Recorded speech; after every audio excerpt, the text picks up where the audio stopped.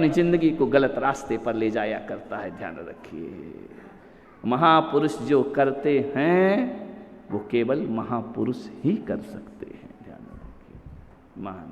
मान्यवर नारायण कृष्ण का जन्म जेल में हुआ। तुम थोड़ी सी परेशानियों में घबरा जाते हो, जेल में पैदा हुए। और एक बात जिंदगी भर याद रखना, जेल में जन्म लेना बुरी बात नहीं हुआ करती है। जेल में जन्म लेना कोई बुरी बात नहीं है। जेल में जन्म लेना बुरा नहीं होता, जेल में जीना और जेल में मरना बुरा हुआ करता है। ध्यान रखिए, नारायण कृष्ण जेल में जन्म लेते हैं लेकिन जेल में जीते नहीं हैं। जेल में उनकी जीवन का अंत नहीं हुआ करता है। 3 जीवन नारायण कृष्ण ने जिए। जन्म हुआ जेल में, जीवन गया महल में, और जीवन का अंत समय जंगल में हुआ करता है। ध्यान रखिए, उन्होंने जेल का जीवन जिया, महल का जीवन जिया, और अंत समय उन्होंने अपना जीवन जंगल में अपनी लीलाएं समाप्त कर दिया करते। जंगल में हुआ देहावसान नारायण श्री कृष्ण का, एक तीर लगा और वहां से उनकी जीवन का समापन हो जाया करता है। मान्यवर, इसकी कहानी बड़ी लंबी है, लेकिन कृष्ण कह रहे हैं कि जेल में पैदा हो तो भी आनंद होना चाहिए, और महल में रहो तो भी आनंद होना चाहिए, और जंगल में वासा हो तो भी आनंद होना चाहिए। ध्यान रखना, रात को 12 बजे मैंने सोचा यार ये गोकुल ही क्यों ले गए उनको, और कहीं क्यों नहीं ले गए वासुदेव हैं? गोकुल ले गए एक टोकरे में रख करके नारायण कृष्ण को।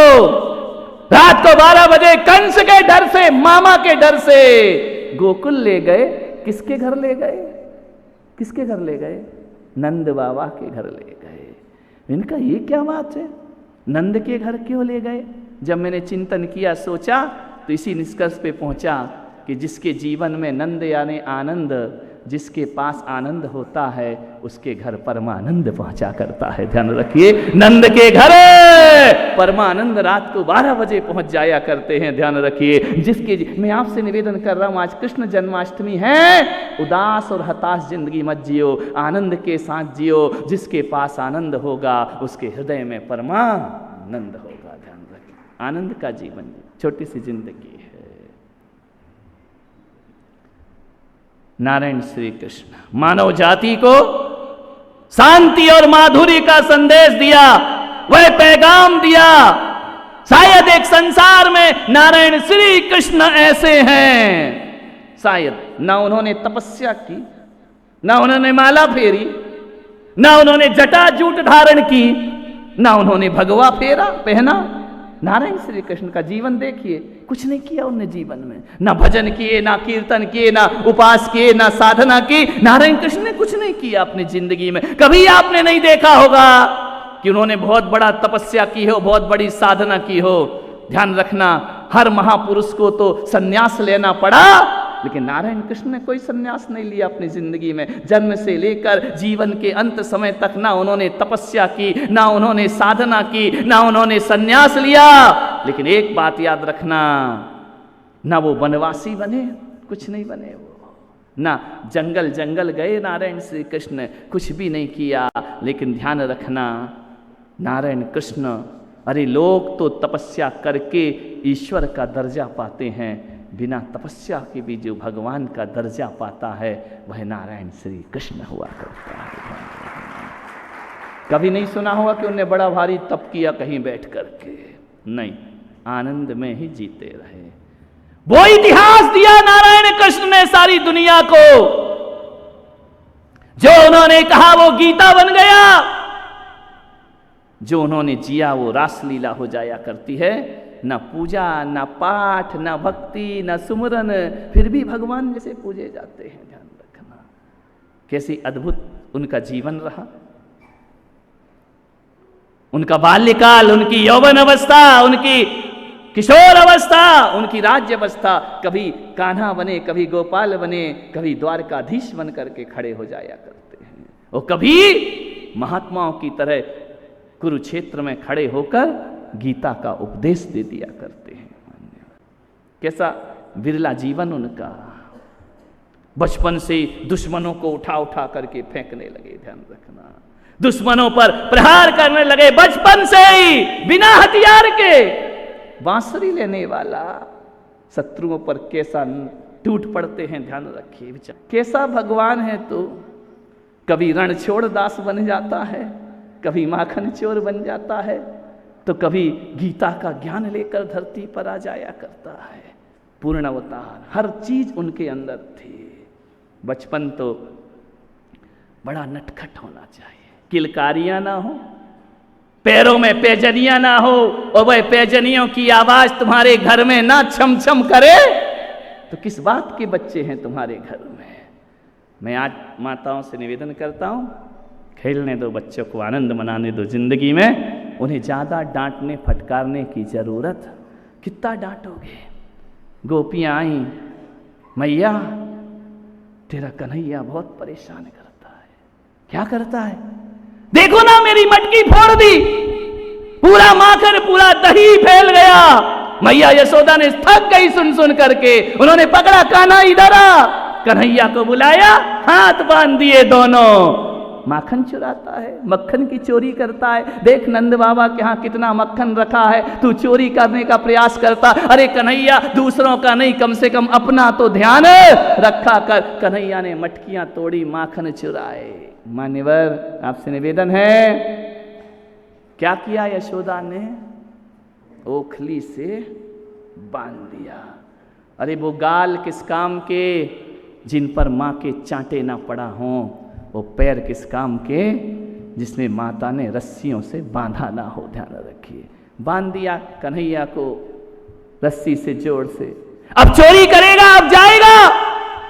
कान्हा बोला कि नहीं जाऊंगा, यहीं रहूंगा।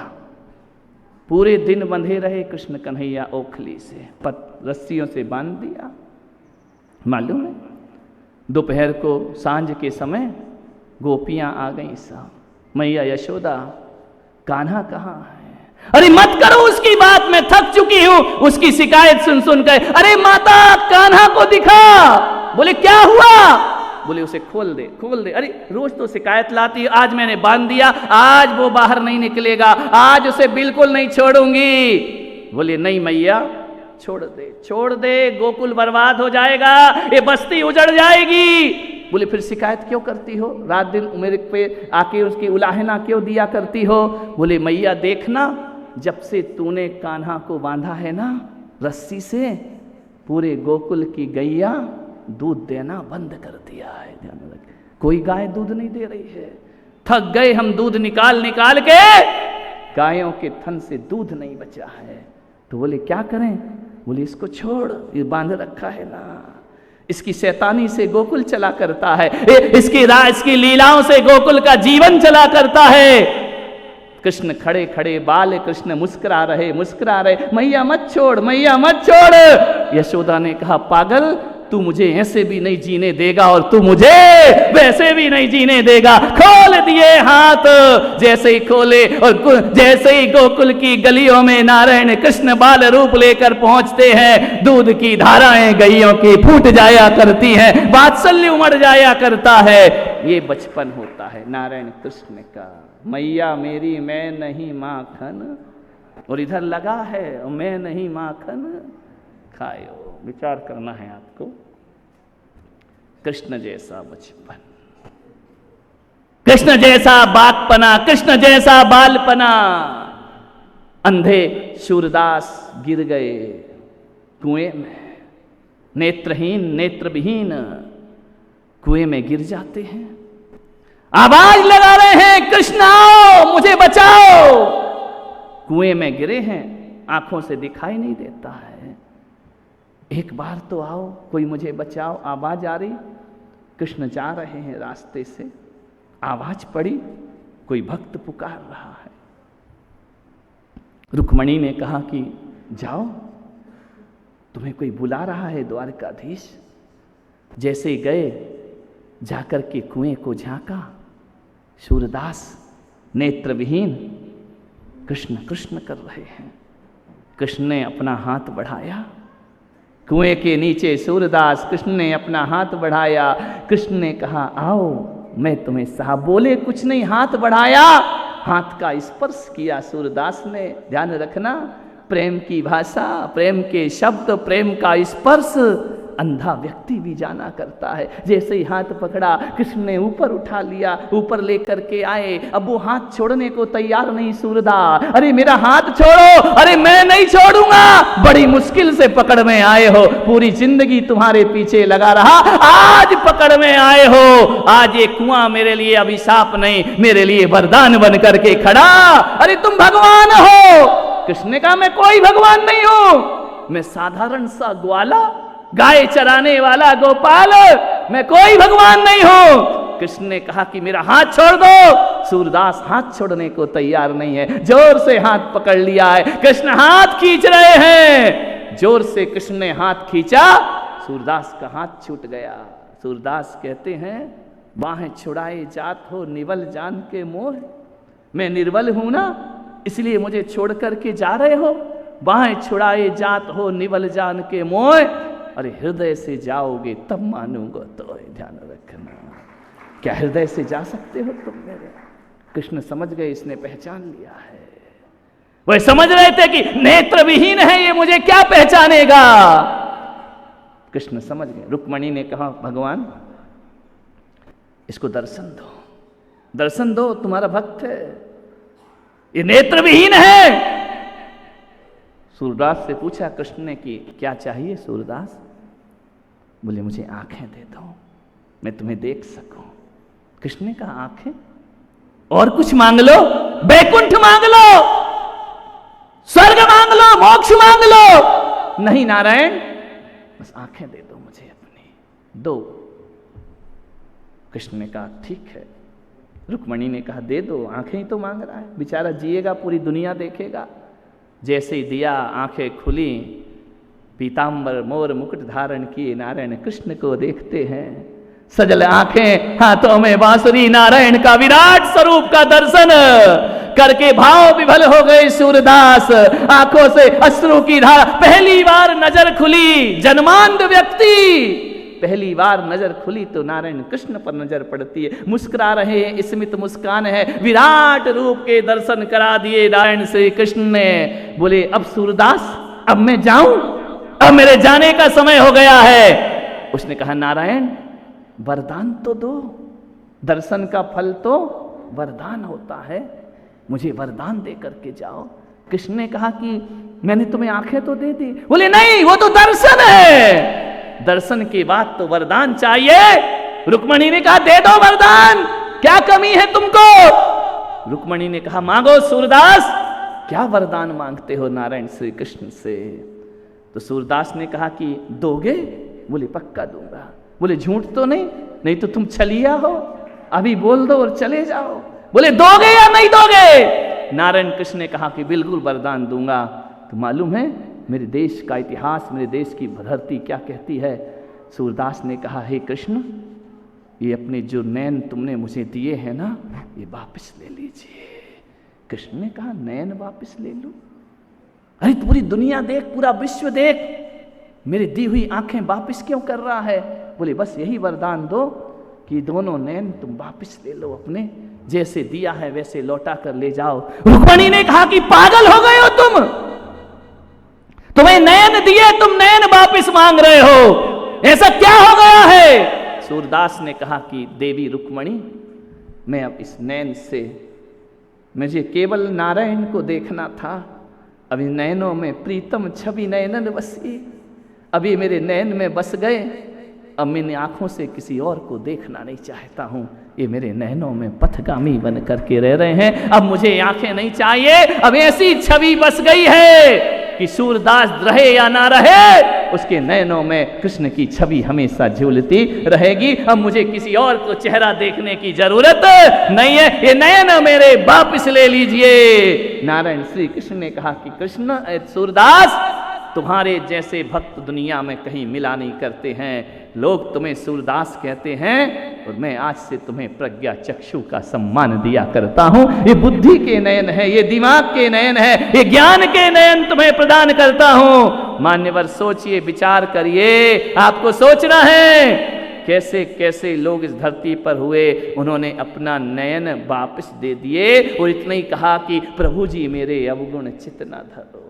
भी डूब गए नारायण की भक्ति में, कृष्ण की भक्ति में, जीवन भर गाते रहे, मैं नाला मैला, मैला नाला जन्म जन्म का, मैला नाला जन्म जन्म का, तुम गंगा जल छूकर पाप हरो, प्रभु जी मेरे अवगुण चित्त न धरो। ध्यान रखें, सूरदास ने नयन वापस ले ली। हम भी तो रोज बोलते हैं ना, महावीर स्वामी नयन पथगामी भवतु में। ध्यान, इन नैनों में कोई और नहीं, प्रेम गली अली साकरी जामे दो न समाए। सूरदास ने कहा ये प्रेम की गली इतनी छोटी है, इतनी छोटी है कि इसमें कोई दूसरा समाता नहीं है। ध्यान रखना, मान्यवर।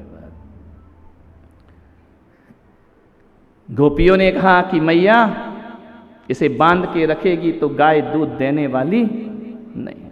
तो बोले ये तुम्हारी मटकी फोड़ता है। तो मालूम है गोपियों ने क्या कहा?